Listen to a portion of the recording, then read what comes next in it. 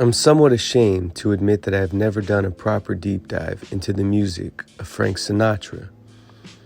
Of course, I know he's one of the most iconic entertainers in history, but I am only familiar with a small amount of his catalog, especially when you consider he released 59 studio albums and 297 singles during his illustrious 54-year-long career.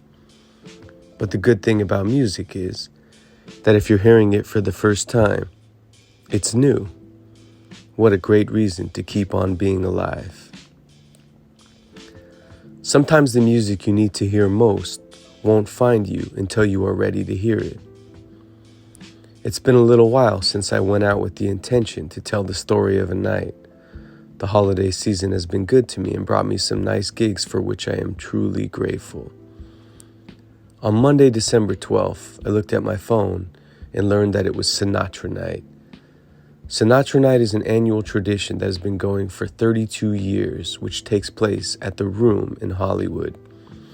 It celebrates the music and birthday of the great Frank Sinatra. I have been here a few times in the past, but it has been some years since I last attended. It also doubles as the holiday party for the staff of the other fine establishments, which are part of the Circa 93 group that owns the Room, where I also used to be a semi-regular independent contractor myself, although not for quite some time. But that's neither here nor there. You may remember it being mentioned briefly in the 1996 cult classic film about chasing the Hollywood dream, Swingers. Its creator is a proper geezer named Ashley, whom I've known for more than 10 years, but never thought to ask about the night's inspiration. He seemed surprised to be asked. He was humble, yet proud of the tradition he created, which has lived longer than even many Hollywood icons. He gave me the short version. He used to hang out at a bar called the Firefly, where they would regularly light the bar on fire. I love Sinatra, and that's pretty much it, he said. You combine things that you love, and the results are bound to be great. Music, fire, well-dressed people, and booze? How can you lose? I saw some people I hadn't seen in a while. We shared some laughs, made some toasts, and smiled. Throughout the night, I would hear song lyrics that spoke to me. The first I remember was from a song called Wrap Your Troubles in Dreams. The lyric and the way he sang it jumped out of the speakers and into my heart. Wrap your troubles in dreams and dream your troubles away. I'd never heard the song or the lyric, but I felt like I knew it my whole life, like a perfect poem. The man in charge of the music, DJ Jolly Good. I think we can all agree this is a great DJ name. He's been on the detail here for more years than he could remember, at least the last 10, he said. Sometime around 11:30, That's Life came on. This is one of the songs I am familiar with. Perfect from the first note, every word relatable. I had no idea how much I would need to hear it that night. The tension began to build around quarter to midnight in anticipation for the main visual attraction of the event, the ceremonial lighting of the bar.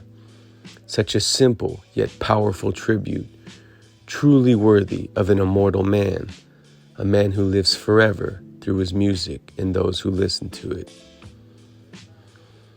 I was going to use an anecdote or metaphor about how many phones were out, but once I looked at the video, I realized phone lights don't burn near as bright as fire, and the further away from the camera, the more they just look like fireflies. I took my leave around 1 a.m. and walked down the block to another spot for a brief nightcap. At 1:23 a.m., I learned of some very painful information, matters of the heart, if you will.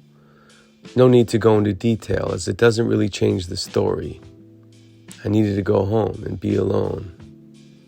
When I woke up the next day, I found great comfort in the words from the music from the night before. That's life. That's what all the people say.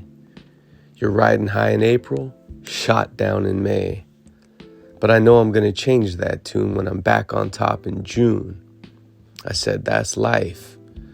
And as funny as it may seem, some people get their kicks stomping on a dream.